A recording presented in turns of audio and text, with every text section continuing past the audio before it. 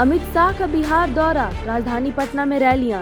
अमित शाह बिहार की राजधानी पटना में रुकेंगे और रात्रि विश्राम भी वहीं करेंगे। इसके बाद बुधवार को सीतामढ़ी और मधुबनी में एनडीए प्रत्याशियों के समर्थन में रैलियां करेंगे। यह उनका 5वां बिहार दौरा होगा लोकसभा चुनाव के दौरान। झूठों के सरदार बताए अब तक कितनों को नौकरी दी, गिरिराज ने तेजस्वी यादव से पूछा सवाल। बीजेपी के केंद्रीय मंत्री गिरिराज सिंह ने बिहार के बेगूसराय से चुनाव प्रचार में उत्साह दिखाया। उन्होंने तेजस्वी यादव पर हमला किया, कहा कि वे झूठे दावों के सरदार हैं। कहा उन्होंने एक भी नौकरी नहीं दी, वह झूठ बोल रहे हैं। कहा कि तेजस्वी बताएं कि 5 विभाग लेकर उन्होंने कितने लोगों को नौकरी दी। नीतीश का तन वहां, मन यहीं, तेजस्वी ने आरजेडी के खुले दरवाजे के संकेत दिए। तेजस्वी यादव ने नीतीश कुमार की वापसी के संकेत के बारे में कहा कि चाचा जी का शरीर वहां है, मन यहीं है।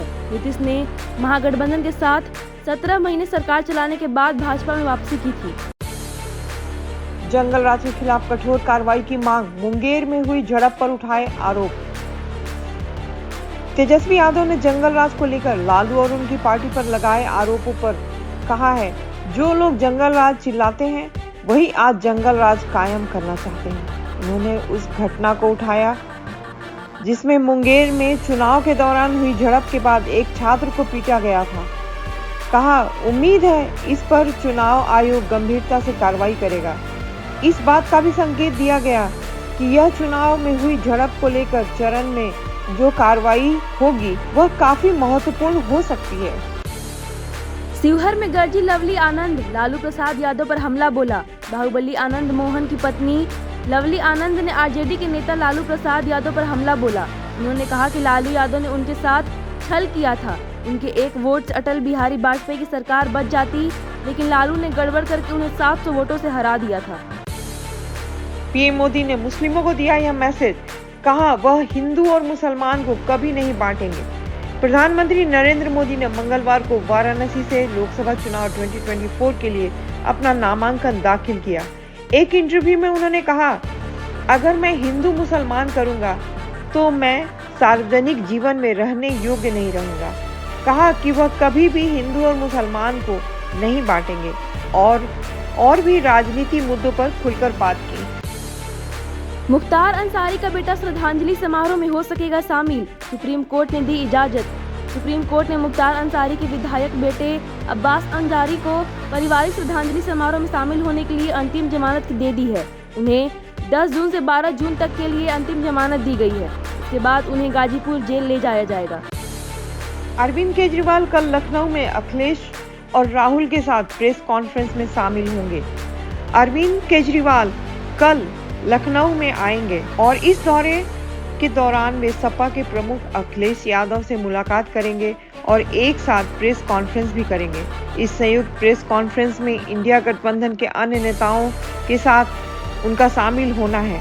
यह प्रेस कॉन्फ्रेंस कांग्रेस नेता राहुल गांधी और मल्लिकार्जुन खड़गे के साथ भी होगी।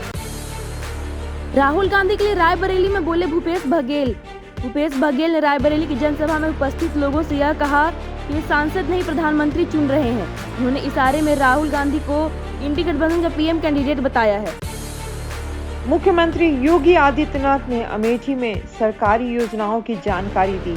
मुख्यमंत्री योगी आदित्यनाथ ने जगदीशपुर विधानसभा क्षेत्र के मुबारकपुर में जनसभा को संबोधित करते हुए कहा कि अमेठी में आपकी सरकार मेडिकल कॉलेज, जिला मुख्यालय, पुलिस लाइन और जिला कोर्ट का निर्माण कर रही है। यहाँ के लोग राम को नहीं भूल सकते क्योंकि वहाँ से राम का परिवार का रिश्ता है। सिर्फ मुल्ला मदरसा माफिया, बंगाल में ममता बनर्जी पर बोले अमित शाह। लोकसभा चुनाव के 5वें चरण के पहले गृह मंत्री अमित शाह ने पश्चिम बंगाल की सीएम ममता बनर्जी पर निशाना साधा। उन्होंने कहा कि ममता बनर्जी सरकार अब मुल्ला मदरसा और माफिया की खातिरदारी कर रही है। उनके माँ माटी मनुष्य के वादे पर ध्यान नहीं दिया जा रहा। अमित शाह ने इस बयान को उत्तर 24 परगना के बोन गांव में एक रैली में कहा। उन्होंने टीएमसी सरकार को लेकर भी कई आरोप लगाए। कहा कि यहाँ इमामों को महीने पर तनख्वाह दी जाती है, लेकिन पुजारियों और मंदिरों के रखवालों को कुछ नहीं मिलता। पीओके भारत का हिस्सा है, हम वापस लेकर रहेंगे। बंगाल में गरजे अमित शाह। श्रीरामपुर में एक रैली को संबोधित करते हुए केंद्रीय गृह मंत्री अमित शाह ने बुधवार को पाकिस्तान के कब्जे वाले कश्मीर में विरोध प्रदर्शन का जिक्र किया। उन्होंने साफ साफ कहा कि पीओके भारत का हिस्सा है और हम इसे लेकर रहेंगे। उन्होंने शांति के लौट आने के बारे में भी बात की। कहा, पहले आजादी के नारे यहाँ सुनाई देते थे, अब वही नारे पीओके में सुनाई देते हैं। हेमंत शर्मा ने बताया 400 सीटें लेकर मोदी सरकार पीए को करेंगे भारत में शामिल। असम के मुख्यमंत्री हेमंत बिस्वा शर्मा ने कहा कि अगले चुनाव में 400 सीटें मिलेंगी तो मथुरा और वाराणसी में मंदिर बनेंगे। उन्होंने भी बताया कि पीएम मोदी के नेतृत्व में पाकिस्तान के कब्जे वाले जम्मू कश्मीर को भारत में शामिल किया जाएगा। आतंकी कसाब के परिवार की रक्षा करने कांग्रेसियों को पाकिस्तान भेज देंगे, बावनकुले ने साधा निशाना। लोकसभा चुनाव 2024 में तेज होती चुनावी सरगर्मियों के बीच महाराष्ट्र बीजेपी अध्यक्ष चंद्रशेखर बावनकुले ने कांग्रेस नेताओं को पाकिस्तानी आतंकवादी कसाब के प्रति सहानुभूति रखने वाला बताया। उन्होंने बुधवार को कांग्रेस नेताओं पर कटाक्ष करते हुए कहा कि मुंबई के लोग 20 मई को लोकसभा चुनाव खत्म होने के बाद उन्हें आतंकवादी अजमल कसाब के परिवार की रक्षा के लिए पाकिस्तान भेज देंगे। इंडिया अलायंस को मिलेंगे 350 सीटें। कांग्रेस का पहली बार इतना बड़ा दावा। लोकसभा चुनाव 2024 में विपक्षी इंडिया गठबंधन को 350 सीटें मिलेंगी और नई सरकार बनेगी। त्रिपुरा कांग्रेस के अध्यक्ष आशीष कुमार साहा ने यह दावा किया है। भाजपा का 400 पार का नारा खोखला है। साहा ने कहा कि नरेंद्र मोदी तीसरी बार पीएम नहीं बनेंगे, भाजपा गलत वादे कर रही है। इस पर भाजपा ने कहा कि हम लोगों का समर्थन है और इंडिया अलायंस की सरकार 400 पार बनाएगी। कंगना रनौत ने मंडी लोकसभा सीट के नामांकन किया। कंगना रनौत ने मंडी लोकसभा सीट से भाजपा उम्मीदवार के रूप में अपना नामांकन पत्र दाखिल किया। उन्होंने कहा कि उनके जीवन का सबसे बड़ा मोड़ होगा। वे यह भी कहा कि चुनाव मुद्दों पर लड़ना जाना चाहिए, लेकिन अगर उनके प्रतिद्वंदी अपमानजनक शब्दों का इस्तेमाल करते हैं, उन्हें इसी तरह भाषा सुनने के लिए तैयार रहना चाहिए। पश्चिमी देशों पर निशाना साधते हुए बोले एस जयशंकर, पुरानी आदतों से बाहर निकलने की जरूरत। विदेश मंत्री एस जयशंकर ने मंगलवार को अमेरिका और कनाडा द्वारा लगाए गए आरोपों के बारे में टिप्पणी की।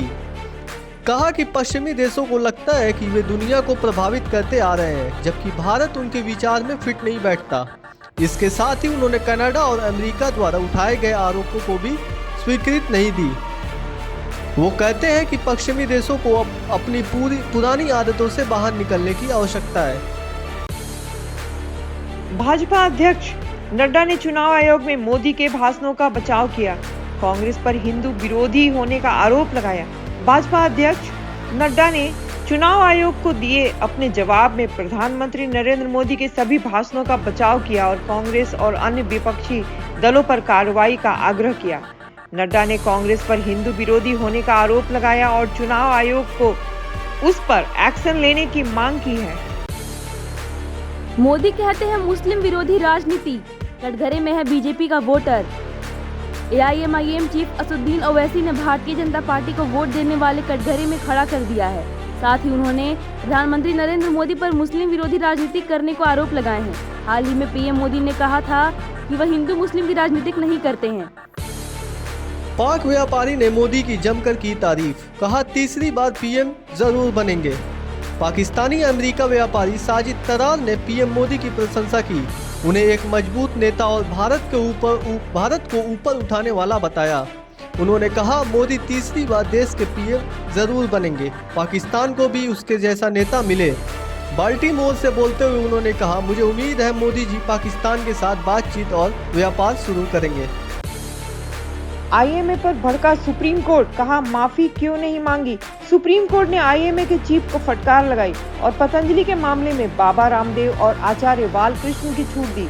आईएमए के अध्यक्ष अशोकन के इंटरव्यू पर कोर्ट की नाराजगी जताई। आईएमए चीफ के इंटरव्यू को लेकर कोर्ट ने कहा कि इस बात से वे बिल्कुल खुश नहीं है और इतनी आसानी से माफी नहीं दी जा सकती।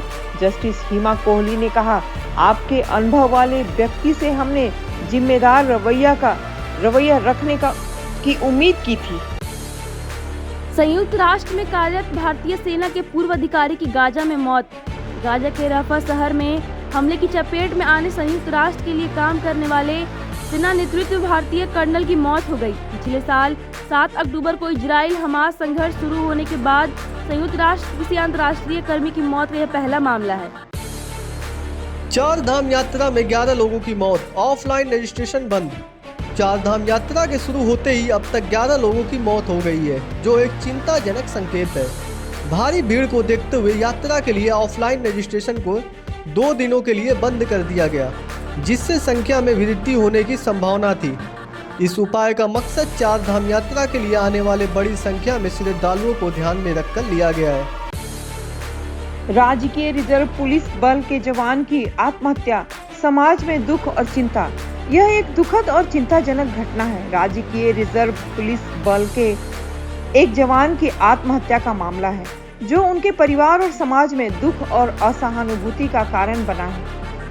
इस त्रासदी के पीछे का कारण और मानसिक स्थिति को समझना जरूरी है, ताकि इस तरह की घटनाओं को भविष्य में रोका जा सके। मेरी संवेदनाएं उनके परिवार और प्रियजनों के साथ है। इजरायली सेना के खिलाफ आरोप, संयुक्त राष्ट्र के खुलासे के बाद भारत ने जांच की मांग की। ये संघर्ष बारे में संयुक्त राष्ट्र के खुलासे के बाद आवाज उठी है कि इजरायली सेना ने अत्यधिक और अनावश्यक रूप से कठोर हथियारों का इस्तेमाल करते हुए अंतर्राष्ट्रीय कानून का उल्लंघन किया। इस घटना ने भारत को भी चिंतित किया है। कगिसो रबाडा की वापसी की खबर ने फैंस को झटका दिया, लेकिन उम्मीद है कि वे जल्द ही मैदान में वापसी करेंगे। कगिसो रबाडा के वापस अपने देश लौट जाने की खबर सुनकर फैंस को बड़ा झटका लगा होगा। उन्हें इन्फेक्शन की शिकायत होने के कारण टीम से दूर जाना पड़ा, जो खिलाड़ी की सेहत के लिए सर्वोत्तम है। हालांकि यह समाचार सूचित करता है कि वो शीघ्र ही वापसी कर सकते हैं और दक्षिण अफ्रीका की T20 वर्ल्ड कप में उपस्थित हो सकते हैं। उनका IPL में प्रदर्शन प्रशंसनीय था और यह उम्मीद करना सही होगा कि वे जल्द ही फिर से मैदान में वापसी करेंगे। गौतम गंभीर ने हार्दिक पांड्या को समर्थन दिया, कहा वे अपनी सामर्थ्य को बढ़ावा देने में जुटे हैं। हार्दिक पांड्या की कप्तानी को लेकर विवाद और आलोचनाएं कई बार मिली हैं, लेकिन गौतम गंभीर की ओर से उनके समर्थन का इजहार करना सामाजिक मानदंडों को स्थापित करता है। गंभीर ने अपने दृष्टिकोण से हार्दिक पांड्या को समर्थन दिया और उनकी कप्तानी को विवादित स्थिति से भी बचाया। उनका इस विवाद में भाग लेना और केविन पीटरसन से तीखे सवाल पूछना उनके आदर्शों की प्रतिमूर्ति है। इससे स्पष्ट होता है कि गंभीर उन खिलाड़ियों के साथ हैं जो अपनी सामर्थ्य को बढ़ावा देने के लिए अपने मौजूदा प्रतिष्ठान का उपयोग कर रहे हैं। साजिद खान ने बिग बॉस की स्क्रिप्टेड होने के आरोपों का किया खंडन, कहा यह शो अद्वितीय अनुभव का प्रदाता है। साजिद खान ने बिग बॉस के स्क्रिप्टेड होने का जवाब देते हुए कहा कि इस शो का कुछ हिस्सा स्क्रिप्टेड हो सकता है, लेकिन सभी सीन या प्रतिस्पर्धियों को स्क्रिप्टेड नहीं कहा जा सकता। उन्होंने बताया कि बिग बॉस एक रियलिटी शो है और इसमें कई अवसर होते हैं जब प्रतिभागी खुद को बिना स्क्रिप्ट के दिखाने चाहते हैं। यह शो उनके जीवन की एक नई उत्तेजना और अनुभव का एक अद्वितीय पहलू प्रदान करता है, जिसे उन्हें स्वयं ही अनुभव करना होता। इस प्रकार साजिद खान ने बिग बॉस की रियलिटी को बचाव किया और स्क्रिप्टेड होने का विचार खंडित किया। गर्मी और लू से सतर्क रहें, मौसम विभाग द्वारा अलर्ट जारी। मौसम के इस अस्तित्व में लोगों को अलर्ट रहना चाहिए और उपायों का पालन करना चाहिए, जो अधिक गर्मी और लू के कारण होने वाली संभावित समस्याओं को कम कर सकते हैं। यह समय है जब लोगों को अधिकतम ध्यान देने की आवश्यकता है। उन्हें ठंडे पानी पर हिड़की स्थानीय रूप से उपलब्ध चार्ट के अनुसार रखना चाहिए और अधिक तेज गर्मी में बाहरी कामों को बचाव के लिए अवधि दे देनी चाहिए। बारिश की चपेट में आई IPL, RCB और CSK का मुकाबला खतरे में। मौसम के अपेक्षित बदलाव के चलते मैचों का आयोजन में बाधा हो सकती है, लेकिन सुरक्षा और खिलाड़ियों की देखभाल को प्राथमिकता देना जरूरी है। बारिश के साथ साथ संगठन भी पूर्व सूचना देने के लिए समय पर अपडेट प्रदान कर सकता है, ताकि लोग सही निर्णय ले सकें। इस प्रकार चुनौतियों का सामना करने के लिए तैयार रहना महत्वपूर्ण है।